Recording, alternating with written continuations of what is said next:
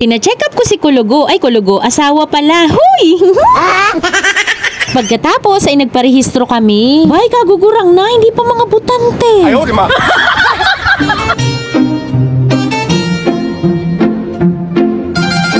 Diyos, Ginoo, alam na nang gagawa ng intro.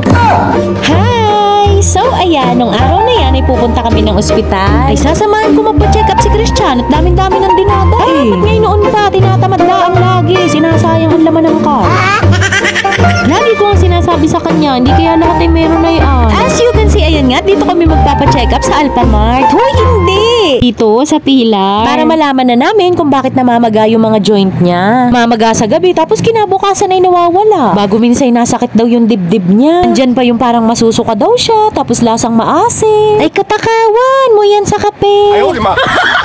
Nangangatwiran pa yan na hindi daw 3-in-1 yung kinakape niya. Iba daw yun, iba. Sabihin ba ganun, doktor, na kape din yun? Mas mataas lang yung sugar ng 3-in-1. Tapos tinanong siya kung ilang beses daw siya nagkakape sa loob ng isang araw. Ay di sabi niya 3. Bay, babawasan na daw niya. Gagawin na laang isa. Papalitan nga lang daw yung tasa, yung malaki-laki na. Huy!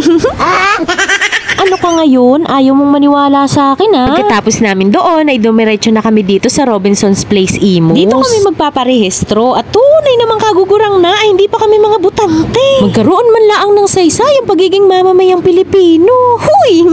Saglit lang din naman yung mga proseso. Step 1, i-interviewin at bibigyan ka ng form. Step 2 naman, aba i-double check lang yung mga pinagsusulat mo doon sa form. Step 3 ay kung saan ka naman ikukulong. Huy! Hindi, basta about yun sa mga presinto. Step 4, biometrics at picture. And last, sa step 5, fingerprint na. Bago ibibigyan ka na nung kapirasong patil. Uy, ba't wala mo kaming ID?